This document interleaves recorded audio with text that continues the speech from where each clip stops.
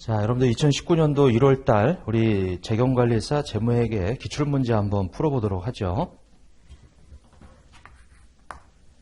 자, 첫 번째 문제는 이제 재무회계 관리회계 그 비교하는 건데 올바르지 않은 거. 자, 우리 재무회계라고 하는 거. 자, 이것은 외부에 수많은 정보 이용자한테 이제 제공하는 거죠. 이렇게 다수한테. 하지만 이제 관리 회계라고 하는 이 부분은 그 내부에 이 경영진한테 제공되는 거예요. 이렇게. 그리고 다수다 보니까 이 사람들을 보호해야 돼, 이게. 그래서 이제 관련 그 법령이 있죠. 그래서 이제 그것이 주로 이 외부 감사에 관한 법률, 주식회사 등의 외부 감사에 관한 법률, 외관법에 따라 만들어진 이제 기준서예요. 기준서, 이렇게. 자, 그 다음에 이제, 이러다 보니까 이제 강제성이 있다, 이거죠. 강제성이 있다, 이렇게.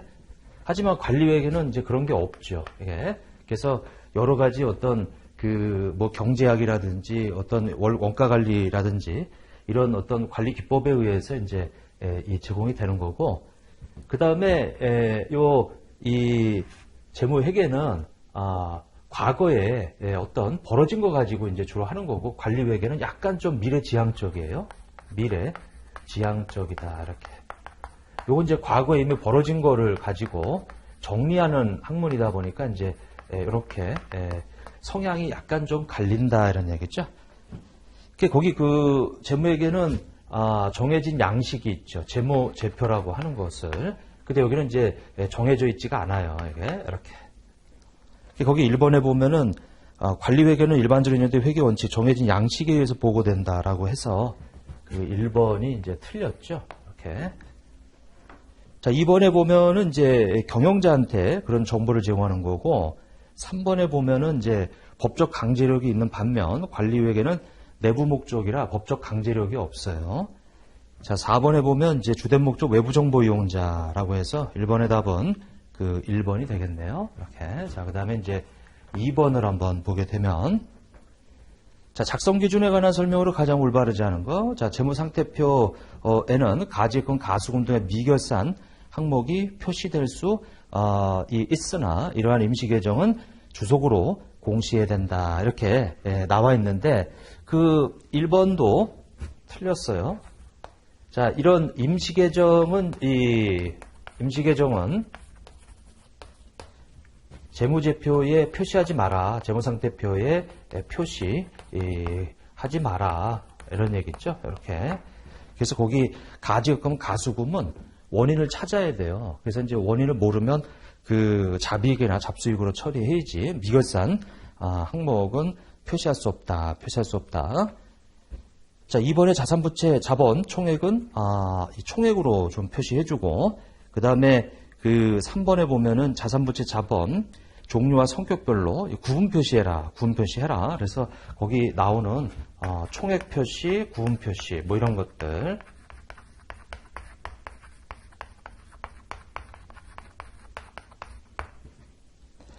그 다음에 이제 4번 같은 경우는 이제 그 잉여금 구분해라. 잉여금 구분해라. 이렇게.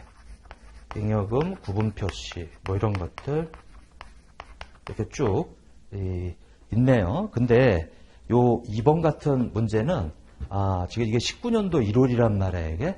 그래서 일단은 IFRS 얘기는 아니에요. IFRS 얘기는 아니고 기본적으로 이제 어떤 깔려있는 원리들 얘기지, 이게. 사실은 IFRS 관련해서 이제 문제를 내자면, 요런 문제는 조금 안 나올 가능성이 있다, 이거죠. 이건 조금 아주 옛날 문제예요, 옛날 문제.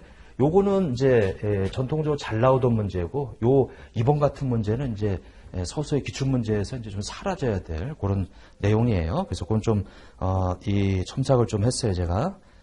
자, 그 다음에 3번이다.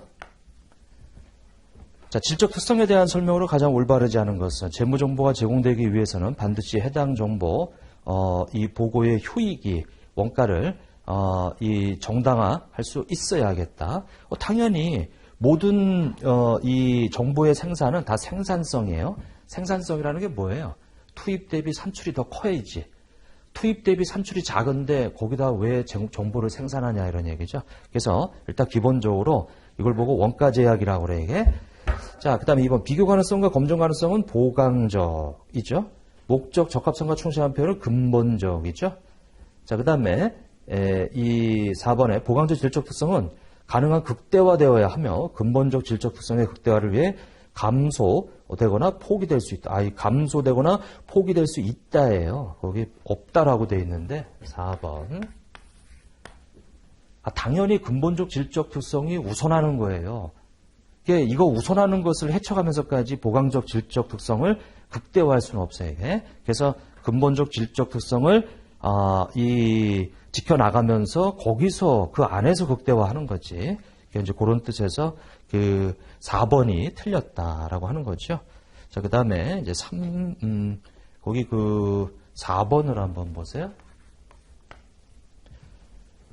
자, 이 유동자산에 속하는 거, 뭐 이런 것들 너무 쉬운 문제죠. 이게. 그래서 그 단기대여금, 매출채권, 성급비용, 그 다음에 선급금, 그러면은 다 합치게 되면은 109만 원이 되겠네.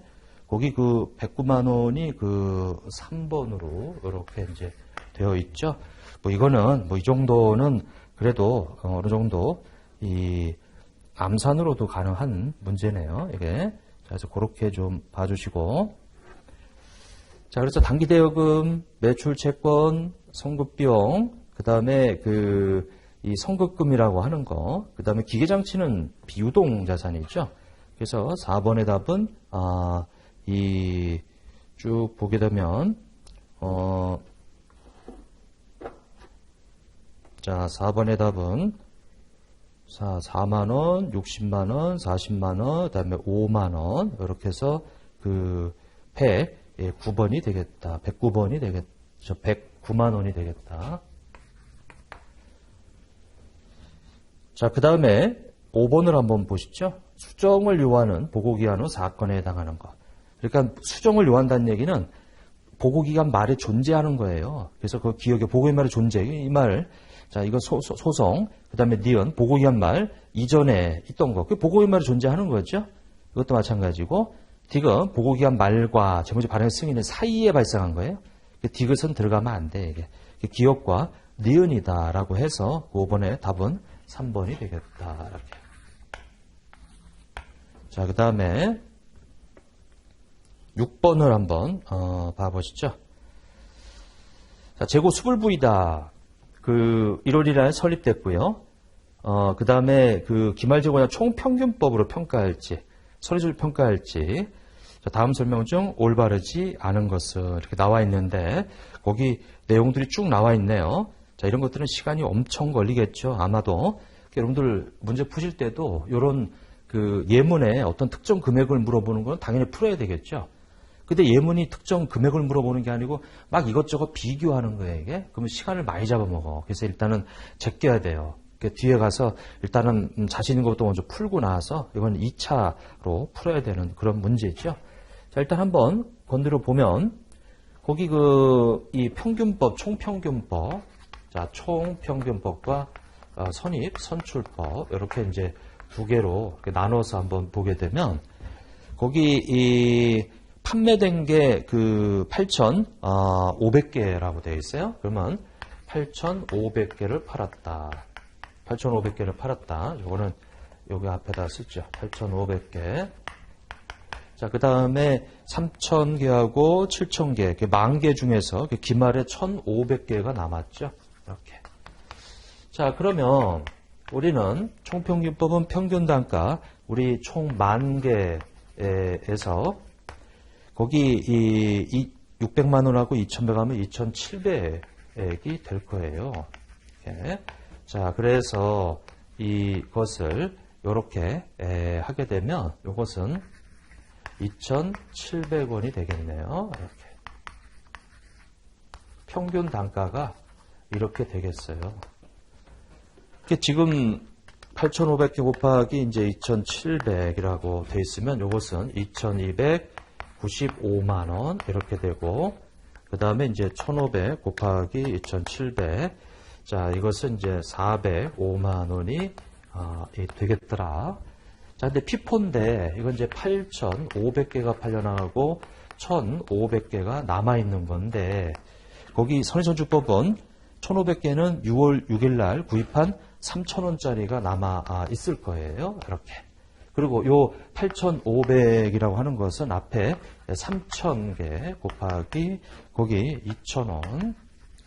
그 다음에 나머지 5,500개 곱하기 이렇게 3,000원. 요렇게 이제 되겠죠. 이것은 600. 그 다음에 요것은 1,650. 그 다음에 요것은 450만 원이 되겠다. 이렇게. 지금 재고자산의 차이는 45만 원이 차이가 나고요. 그 다음에 매출원가의 차이는 2250 마이너스 2295만 원. 당연히 45만 원 차이 나죠. 45만 원 이렇게 차이가 나더라. 자, 일단 총평균법을 기점으로 해서 이렇게 되고요. 이거는 이만큼 더 작고요. 이렇게. 자, 그러면 1번. 선의저축을 적용할 때보다 총평균법을 적용했을 경우에 기말재고가 45만 원만큼 작다. 이렇게 돼 있네요. 자, 일단 1번 이 통과고요. 2번. 매출 총이익률법은 선의저축법을 적용했을 때보다 매출 총이익률은 총평균법을 적용했을 경우 상대적으로 더 크다.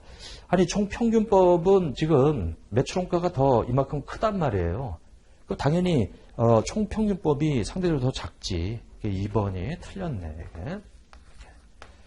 거기 3번에 보면 매출원가는 선의저축법을 적용했을 때보다 총평균법이 40원은 많고요. 그 다음에 이 당기순이익은 선의저축법을 적용했을 때보다 총평균법을 적용했을 경우 40원만큼 작다. 이렇게. 이게 더 크니까 지금 제가 총평균법에서 이렇게 뺀 거란 말이에요. 지금 이렇게 빼서 나온 거란 말이에요. 차액이 이렇게. 지금 여기가 매출원가 더 많아. 이게 총평균법이. 자, 그래서 답은 2번이 틀렸다. 자, 그 다음에 이제 7번을 한번 봐보시죠. 자, 선의선주법에 의해서 평가하고 있다. 다음의 자료를 토대로 주기 3일에 그 재고자산의 금액을 측정한 것으로 가장 옳은 것은 이렇게 돼 있네요. 자, 선입선출법이에요. 근데 거기 시용 판매라고 하는 부분이 뭔가 설명이 들어가 있는데 단기 중에 4,800개를 시용 판매하였으나 그 중에 300개는 고객이 기말 현재까지 매입 의사를 표시하지 않고 있다. 그럼 그 300개는 내 거죠. 거기 차기월에 그 1,700개라고 돼 있는데 1,700개. 자, 거기 이 구입한 거 이렇게 쭉 자료가 주어져 있고요. 그 다음에 그 차기월이 나와 있는데 그러면은 우리 남아 있는 그 1,700개 하고 그 다음에 이 쭉 내용을 한번 보게 되면 전기에 3,000개 사가지고 구입을 2,000개 그 다음에 팔은 것을 4,800개를 팔았다. 그리고 이 구입한 게 1,500개. 그래서 이제 1,700개가 있는데 일단 그 창고에 있는 그 1,700개를 먼저 봐야 되겠네. 일단 나중에 사가지고 선의선주법이니까 앞에 거 다 팔려 나간 거예요. 그래서 거기 구입한 14,500 뭐 거기 주어져 있으니까 2,175만 원이 이렇게 되겠죠. 자, 그리고 거기 그 구입한 거 7월 1일 날 그 200개 있잖아요. 7월 1일 날 200개. 그것이 얼마냐면 14,000원이에요. 자, 그래서 요것은 280만 원이 되겠다. 자, 그리고 여기다가 그 이 시용 판매 한 것 중에서 시용품 중에서 이 300개가 보니까 안 팔렸어. 이게 300개가 안 팔렸다 이거죠. 그러면 4,800개에서 시용 팔은 것은 정기율부터 먼저 팔고 구입한 거, 거기 14,000원짜리이기 때문에 요 300개는 14,000원짜리가 아직 안 팔린 거예요. 이렇게. 자, 그래서 이것은 420만 원이 되겠다. 자, 이 7번에 이걸 다 더하게 되면 2,875만 원이라고 하는 것이 되겠네요. 7번의 답은 3번이 되겠다. 이거죠. 지금 기말에 창고에 1,700개 남아있는데 그거는 당연히 가장 최근에 사가져온 게 남아있지. 서리손주법은 아주 오래된 게 먼저 팔려나간 거니까. 그리고 그 전에 산 것 중에서 200개. 그리고 나서 이제 이 앞에 산 것들 중에 팔려나갔다고 봤는데 보니까 그 중에 300개는 아직 매입의사 표시가 안 돼 있는 거예요.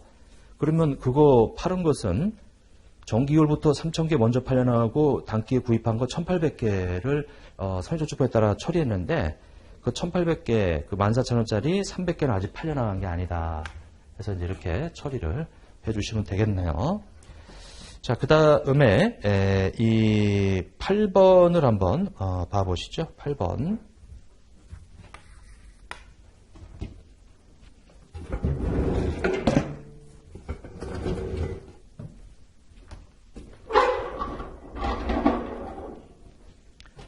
자, 8번에 보면 다음에 모자를 수입하여 판매하는 주기가 3일에 상품 재고 현황이다.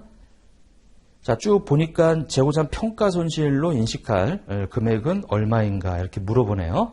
거기 모자가 장부상에 1,200개 그리고 그 장부금액 480만 원이에요. 480만 원. 480만 원 나누기 이제 1,200개 하게 되면은 이제 취득 단가는 이제 4,000원짜리 이렇게 되어 있는 거지. 근데 창고를 뒤졌어요. 실사했더니 이게 1,000개래요. 1,000개 이렇게.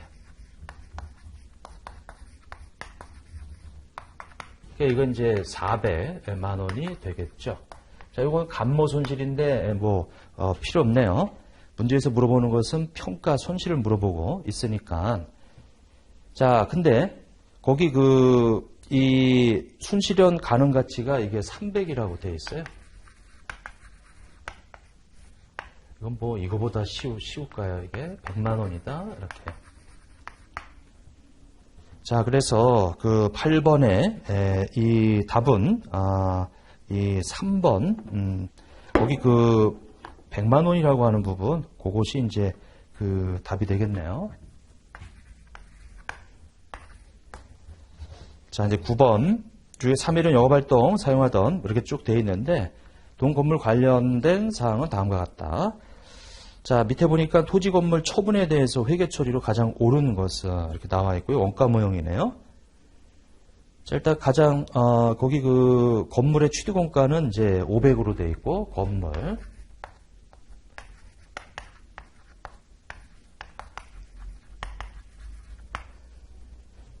자, 10월 1일 날 취득했어요. 그랬다가 X4년 12월 31일 날, 즉 말해서 지금 이 몇 년이냐면은 X2년, X3년, X4년, 3년하고도 그 3개월이네 이게. 이게 내용수가 20년이고요. 잔존 가치는 요 50만 원이라고 하는 것을 이렇게 빼서 자, 거기다가 20년으로 이렇게 나눠 주죠. 20년으로. 자, 20년으로 나눠줘요. 그래서 곱하기 이제 이 12분의 3이다. 3 나누기 12 하면은 0.25인데 거기다 플러스 3이면은 이제 3.25년이 흘러간 거지, 이게. 자, 그래서 X2년, X3년, X4년 3년치 감가상각비하고 3개월치 감가상각비. 그것이 그 3.25년을 말해요. 그러면 얼마가 되냐면 450만 원을 나누기 25로 곱하기 3.25로 해주게 되면 이것은 73만 1250원이라고 하는 것이 되겠네. 그래서 빼기 500만 원. 그러면 장부가액 자체는 426만 8,750원이라고 하는 것이 이 장부가액으로 있겠어요. 자, 그리고 토지가 있는데 토지는 그 300만 원이에요. 토지는 300만 원인데 이거는 3.25년 동안 감가상각을 안 하죠. 이렇게 되어 있다.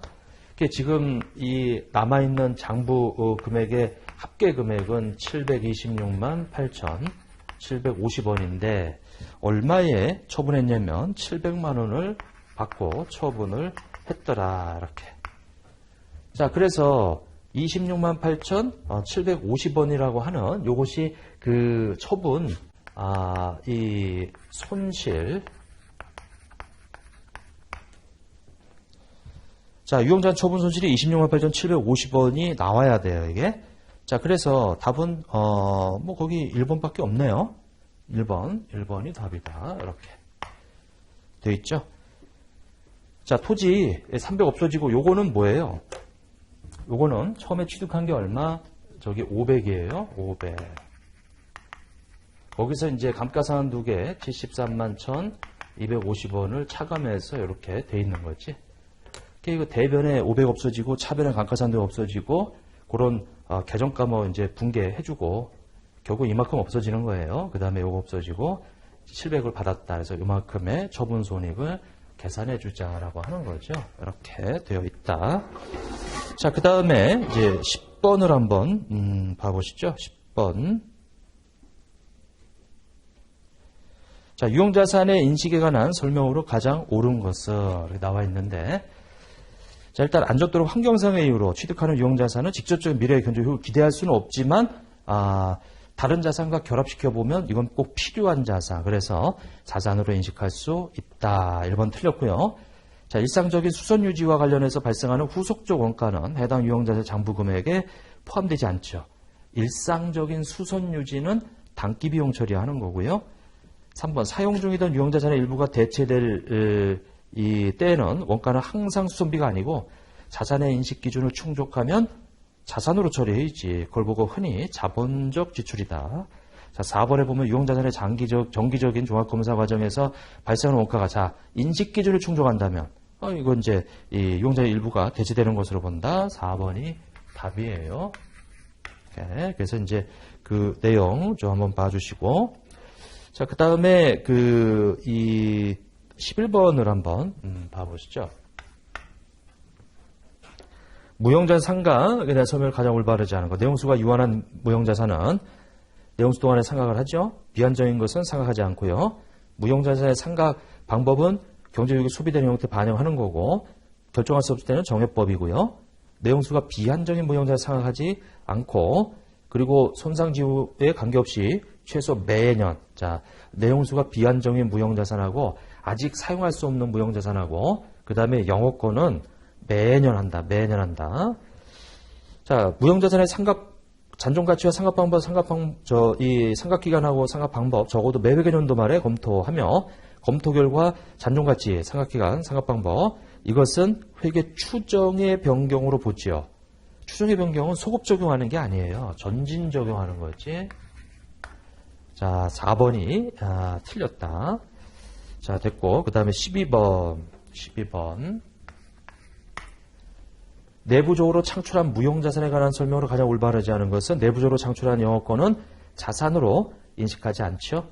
재료장치, 제품, 시스템 여러 가지 대체한 이건 이제 연구활동이라고 그래요. 연구활동은 단기 비용 처리예요. 자, 3번에 구분할 수 없으며 자, 연구 단계로 본다. 12번의 답은 3번이 되겠다. 거기 무형자산 창출하기 위한 내부 프로젝트를 연구 단계와 개발 단계를 구분할 수 없는 경우는 발생한 지출은 모두 연구 단계에서 발생한 것으로 그렇게 본다. 맞죠? 자, 4번 내부 프로젝트의 연구 단계에서 발생한 지출은 연구 단계는 다 단기 비용이에요. 그래서 이제 2번에 나오는 여러 가지 대체하는 연구 활동인데 그거는 단기 비용 처리하죠. 요 2번이 틀렸네요, 이게. 자, 그 다음에 넘어가서 13번을 한번 봐보시면, 자, 주식회사 3일은 이 임대수익 시세차익. 자, 임대수익 시세차익은 투자부동산이에요. 건물을 10억 원에 취득했지. 10년이고요. 잔존가치 없고 감가상각법은 정해법이고 그 다음에 X2년 당기순이익에 미치는 영향에 대해서 이 얼마인가. 자, 근데 중요한 건 공정가치 모형을 적용하네. 그럼 10억 원에 취득을 해가지고 공정가치 모형은 감가상각을 하지 않는다. 그래서 기말에 가서 공정가치가 떨어졌다 이렇게. 그러다가 12억으로 올라갔다 이렇게 올라갔다 12억. 그럼 이제 요 차이나는 4억 원을 당기손익, 요 차이나는 2억 원을 당기손익 이렇게 처리하죠. 근데 이제 이것은 X1년이고 요것은 X2년이니까 당기순이익에 미치는 영향은 4억 원의 당기순이익이 증가됐다라고 하는 거죠. 그래서 4번이 이제 답이 되겠네요. 자, 그 다음에 14번 금융자산의 분류에 대한 설명으로 가장 올바르지 않은 것은 원칙적으로 지분상품은 FVPL이죠. 단기매매 항목이 아닌 지분상품은 요거는 FVOCI로 지정할 수 있어요. 자, 원리금 수취 목적이다. 그 원리금 수취 목적이 이 원금이자 그거는 이제 만기까지 갈 거다. 그래서 AC죠. 매매 목적 채무 상품. 자, 매매 목적 채무 상품은 FVPL이죠. 이게. 그래서 이제 거기 14번에 4번이 잘못됐죠. FVOCI는 매매 목적뿐만 아니라 원리금 수취 목적도 있는 거예요. 현금 수취 목적도 있는 거예요. 두 가지가 다 있는 거. 자, 그 다음에 이 15번을 한번 봐보시죠. 15번. 자, 이 용산의 주식 1000주를 취득하고 FVPL로 분류하였다. 그 1000주를 공정가치로 처분할 경우 그 서울이 인식할 처분 손익은, 자, 이제 중요한 것은 FVPL은 기말에 가서 공정가치로 평가를 하기 때문에 X2년도 1월 1일 날 팔을 때 저번 연도 말의 공정가치하고 비교해서 처분손익을 구하는 거죠. 딱 보자마자 1200원하고 9500원의 차이 700원씩 벌어들였네.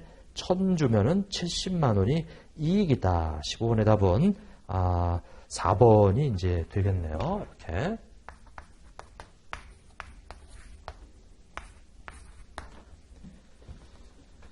자, 16번에 보면 다음 중 금융자산의 제거에 관한 설명으로 가장 올바르지 않은 것은, 자, 금융자산 제거. 자, 그러면은 요것은 1번에 보면 금융자산의 현금흐름에 대한 계약상 권리가 소멸한 경우에는 당해 금융자를 제거한다.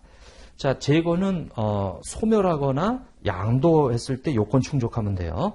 1번은 일단 맞고, 2번 금융자산의 현금흐름에 대한 계약상 권리를 양도하고 양도자가 매도 후에 미리 정한 가격으로 양도했는데 요건을 충족해야 되는데 보니까 미리 정한 가격으로 다시 재매입한다?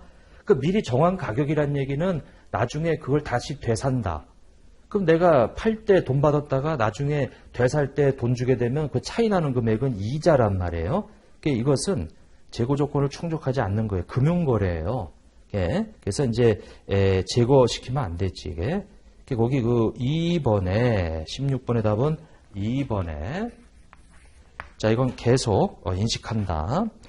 자, 3번에 보면 이 권리 양도했는데 그 금융자산이 가지고 있는 위험과 보상의 대부분이 이전됐으면 제거시켜야죠.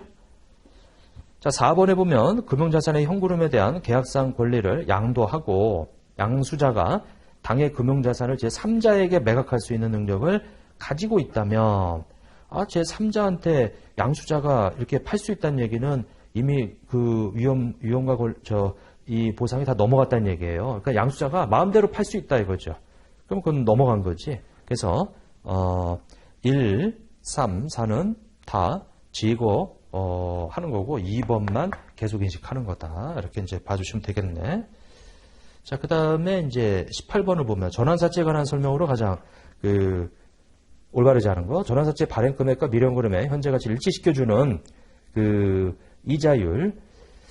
자, 요 18번에 그 발행 금액과 일치시켜주는 이자율을 우리가 유효 이자율이라고 한다. 우리는 사채는 항상 발행가액과 미래 캐시플로우의 현재 가치 일치시켜주는 이자를 유효 이자라고 해요. 전환사채 마찬가지고 전환권 대가에 해당하는 부분은 무조건 부채로 계산한다. 2번이 틀렸네. 자, 이 17번의 답은 2번. 자, 무조건이 아니고요. 거기 이제 원래 전환권 대가는 자본 요소예요. 물론 아주 예외적으로 요것이 어떤 확정금의 확정 수량 요렇게 이 돼 있는 경우 그게 이제 그 자본이고 그 외 것은 부채로 분류되는 경우도 있긴 하다. 근데 이제 일단 무조건 부채로 그 계상하는 건 잘못된 거예요. 일반적으로 전환권 대가는 자본 요소예요. 3번 전환사채의 발행 금액에는 전환권 대가 당연히 포함되어 있죠. 그러니까 부채 요소와 자본 요소가 결합되어 있는 게 전환사채인데, 자, 산화증후 지급 조건의 경우 보장 수익률이 액면이자보다 항상 높죠. 항상 높지. 왜냐면 이제 지금 낮은 액면이자보다 더 얹어주겠다. 왜냐면 권리 행사 안 했을 때 우리 투자자 입장에서는 전환사채를 투자하지 않으려고 한단 말이에요. 그래서 이 만기 때 가서 더 얹어줄게 하라고 하는 것이 그 산회증금이란 말이에요. 이게. 그래서 일단 16번, 자, 요게 18번이죠. 요 18번, 17번을 여기다 쓸게요. 거기 그 17번 계산 문제. 자, 사채 할인받은 차금 잔액은 얼마인가 이렇게 돼 있네요. 자, 그러면 거기 일단은 액면 금액이 2천만 원이고, 그 다음에 만기일은 3년이네요. 액면이자 4%. 그러면 4%면은 이제 거기 4% 80만 원이죠. 80만 원. 곱하기 그 밑에 연금효과 계수가 2.673.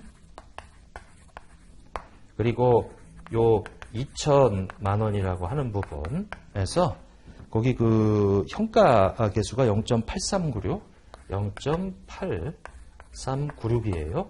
자, 이것이 이제 사채의 이 발행 가액인데, 거기 요 두 가지를 80만 원 곱하기 이제 2.673, 그 다음에 2천만 원 곱하기 0.8396. 자, 그렇게 해서 나온 것이 요게 18930-400이에요. 이렇게. 근데 이제 거기에 6%가 이자인데, 그게 113만 5,824원인데, 우리 액면이자는 80을, 자, 이렇게. 그래서 차이나는 이게 되면 33만 5,824다. 이렇게 되겠네요. 이렇게. 자, 그래서, 이 1,893만 400원 하게 되면 요것이 얼마가 되냐면은 1,893만 400원 플러스 335 824 하게 되면 19 266 224가 되겠다. 이거 원래 사채 액면가 2천만 원에서 사채 할인받은 차금이라고 하는 것이 106만 9,600원이거든요. 이게 이렇게. 근데 이것은 2천만 원이라고 하는 것이 우리 돼 있으면 이게 73만 3,776이다. 776 이렇게. 이게 지금 사실은 사채 할인받은 차금 잔액을 지금 물어보고 있으니까 저기 나와 있는 733776이다라고 하는 1번이 답이 되겠더라. 이거 1번이 답이죠. 1번이 답이에요. 이건 좀 미리 풀었네, 이거. 자, 그 다음에 19번 한번 봐보세요. 19번. 자, 우발부채 우발자산 가장 올바르지 않아서 과거 사건에 의해서 발생하였으나 불확실한 미래 사건의 발생 여부에 의해서만 그 존재가 확인되는 잠재적 의무. 자, 이것이 우발부채의 정의죠. 지금 현재 잠재적 의무. 반드시 그 미래 사건의 발생 여부에 의해서만 존재가 확인됐지. 그러니까 이제 만약에 보증이다. 현재는 갚을지 안 갚을지 내가 몰라요. 미래에 가서 채무자가 안 갚으면 내가 이제 갚아야 되는 이제 의무가 생기는 거고. 자, 이번에 보면, 자, 이거는 이제 똑같은데, 이건 잠재적 자산이죠, 우발자산은. 그 우발자산은 재무상태표에 자산으로 기록하지 않고요. 우발부채는 당해 의무 이행을 위해 자원이 유출될 가능성이 아주 낮으면 주석으로 기재해도 생략하지. 19번의 답은 4번이 되겠더라. 자, 이제 그렇게 돼 있고. 자, 그 다음에 20번을 한번 봐보세요. 20번. 자, 가장 올바르지 않은 것은 판매 시점으로부터 2년간 품질을 보증, 확신용에 보증하는 조건으로 제품을 판매하고 엑셀런 중에 판매한 제품에 대해서 추정한 보증, 수리비용, 이거 충당부채를 인식하는 거죠. 왜냐하면 물건을 팔자마자 우리는 이 보증 수리에 대한 의무가 발생하는 거예요. 자, 충당부채를 계산할 때 현재 의무 이행에 소요되는 지출에 대한 보고기간 종료 현재 최선의 추정치를 산출하고요. 명목과 현재가치 차이가 중요하면 현재가치 계산을 하죠. 근데 화재, 폭발, 기타 재해에 의한 재산상의 손실에 대비한, 그러니까 미래에 발생할 거죠, 이거는. 지금 과거 사건에 의해서 현재 의무가 아니고 미래에 대한 염려, 그거에 대한 보험에 가입하고 있지 않다고 해서 이것을 충당부채로 계산할 거냐. 이거는 우발 상황이지 충당부채, 지금 현재 내가 지게 될 의무는 아니에요. 예. 그래서 20번의 답은 4번이 되겠다. 이렇게. 자, 여기까지 풀고요. 그 뒤에 거는 조금 쉬었다가 풀도록 하겠습니다.